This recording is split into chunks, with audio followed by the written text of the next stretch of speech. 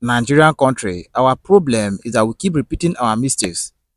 Same people, group of people who are fond of pocketing the national cake are the people found in the judicial sector, lawmaker, and also the ones that conduct election, the INEC, and we still believe things are going to get changed. That is very impossible. Just take a look how they played Nigerians in the last election by introducing another electoral system. They called it Beaver's machine.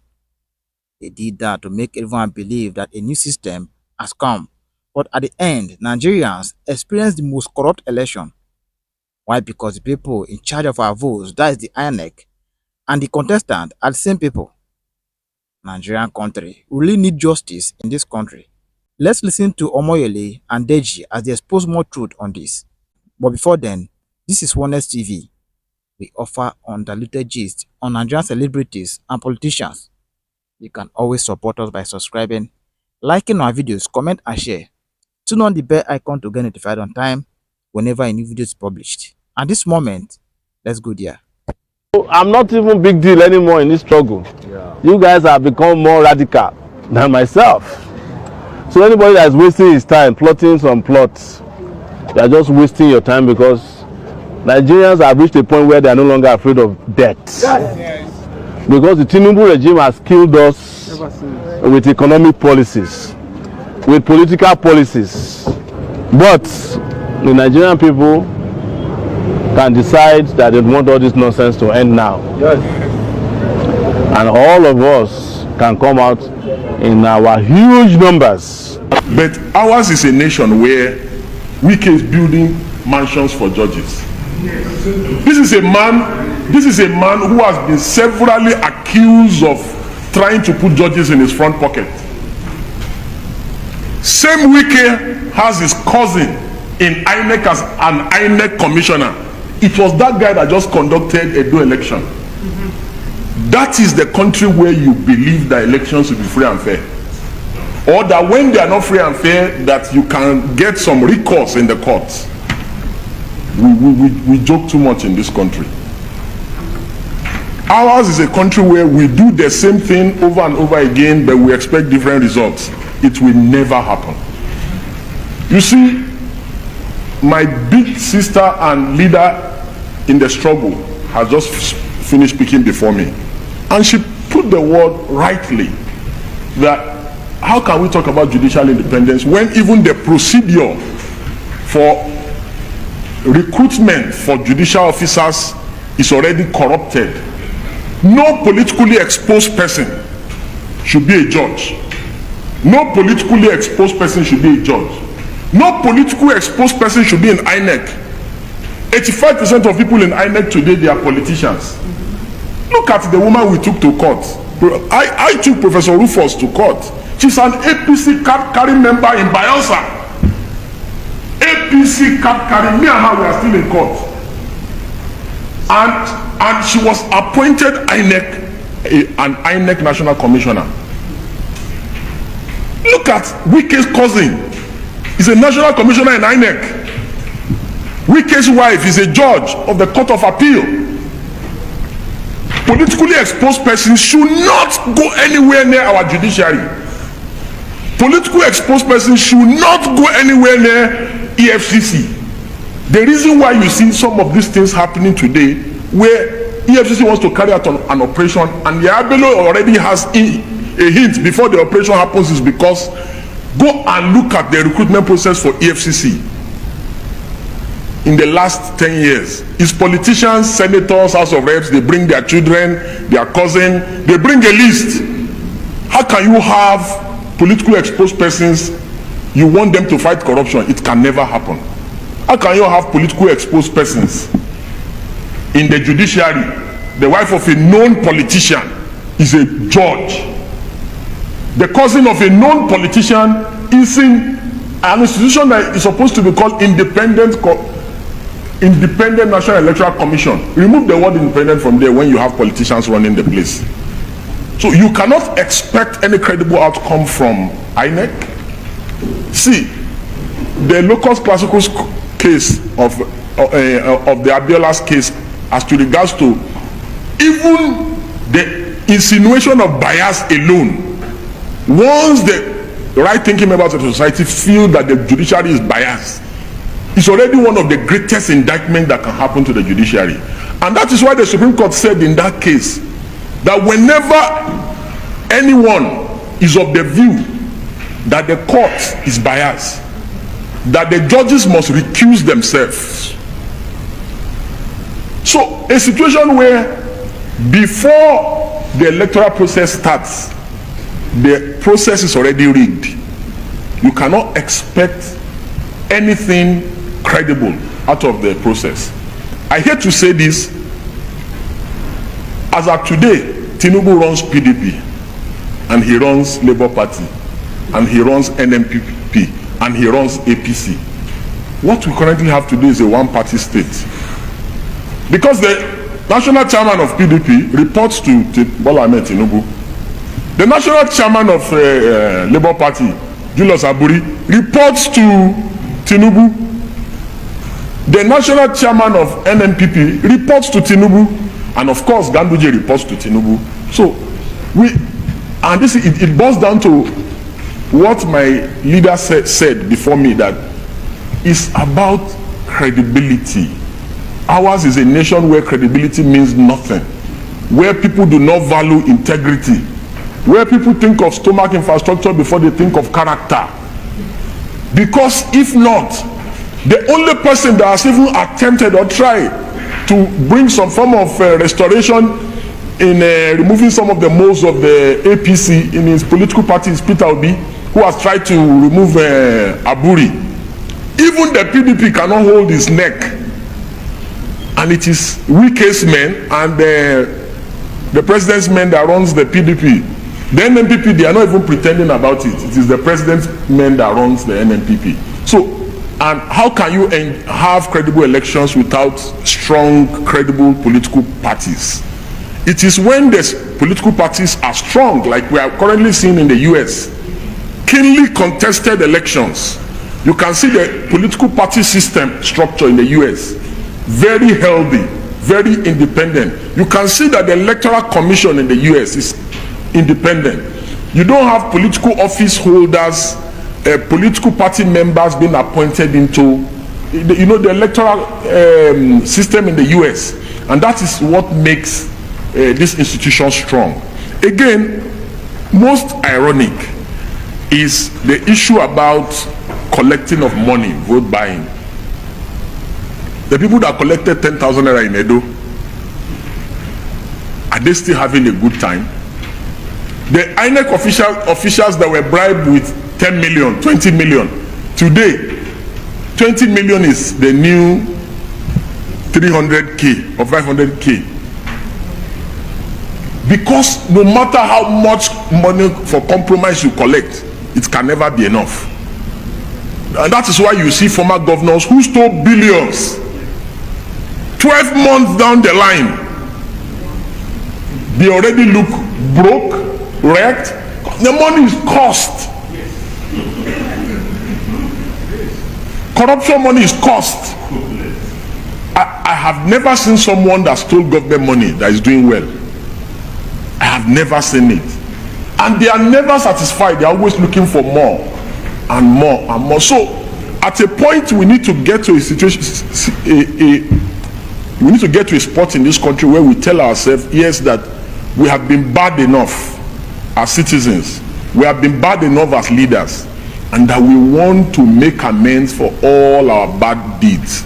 Until we get to that level, I don't see this country sincerely moving forward. Again,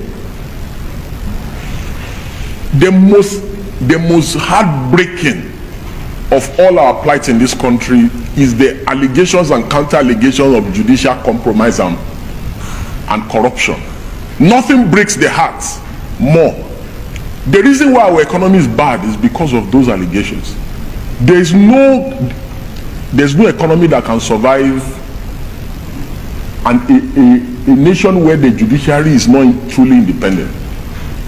It is so sad that nobody is going to come and invest here if they are not sure that they can get judicial redress when businesses go wrong. Again, it's also very important to note that The idea that elections can be won. Elections can be won by campaign, by ideas. It's always very alien to me, because elections have never been won based on ideas or campaign here in recent history. What determines the outcome of election is just like how Dr. Sam rightly painted it one time, is the person who has the more capacity to command the army, the police, INEC, and buy votes. How do we fix that irony that keeps happening every election, whether it's an off-cycle election, whether it's a general election? How do we fix that? That should be the primary concern of government. For me, the first step in fixing that is that this set of, and I am of the Sowere school of thought that all this cosmetic 4-year election, it cannot change anything. That we must dismantle the corrupt entity called Nigeria. And that the only way to dismantle the corrupt entity called Nigeria is that we must start afresh. But any race that somebody is going into and they are tying load, for instance, 100-meter dash, and they put, and all the athletes, only one of them has not been put load on his head. And only, because what happens is that the parting power puts load on the head of everybody that is contesting with. So there's no level playing field. So there's no way that such an outcome can be credible. So every time the party in power runs to the end of the track and is declared the winner, it's not a free and fair contest, because a level playing field has not been. So we need to dismantle the system to say everybody in INEC, they are all working for the ruling party. We can't have a credible election like that. Everybody in the security, go and look at it. In Edo, they were arresting a particular party's member. Local government by local government, they had a list. So they arrest people that they feel that will pose threats to them on election day. And do you know the funny thing? Charges were never brought against those people. They were released 2 days after election, when the aim has been achieved. And INEC is our greatest problem in this country. After INEC are the security agencies as regards to election. And I'll tell you why INEC is our greatest problem. Since 1999 till date, every election we have ever had in this country, people's bought votes, people stole ballot boxes, documented on video, everything. People did electoral violence, all kinds, in thousands, from 1999 till date. That is about 25 years. Not one person has been put on trial by INEC. Not one person in 25 years has been prosecuted for electoral offenses in Nigeria. Not one. So, indeed, INEC is our #1 problem. The security agencies and our law officers are our second problem. And listen, very simple. Charges can be brought against all the people that perpetrated electoral malpractice in Edo. But the reason why they will not bring charges against them is because INEC does not have the political will. The president will not do it. Our law officers will not do it. So it is until you do it that we can now hold the judiciary accountable and responsible, that, oh, we have filed charges against them, the judiciary has set them free. So while we can cry and complain about judicial complicity in the ongoing problems in our country, the most culpable is INEC. Because, in fact, we had written to INEC that if you do not have intentions of prosecuting people in Edo, that we will assist you. We will help you prosecute, because we know for a fact that more than 100 people were arrested in Edo. But all of them have been released. Just like all the people that are going to be arrested in Ondo, Osho, and all the other elections. They will arrest them for camera showing on election day, and after that they just set them free. So any nation where people do bad thing and there's no repercussion, such a nation cannot develop. Whether it is electoral malpractice, whether it is crime simpliciter, whether it's misdemeanor, whether it's criminal offense, whatever it is that people commit crime. Because electoral crime is a crime, and it's a crime against the state. It's not a crime against a political party. It's a crime against the state. So the reason why there will always be vote buying is because people are buying votes, they arrest them and they release them. So why are you telling me that they should not buy votes in Ondo? Of course they will buy votes in Ondo.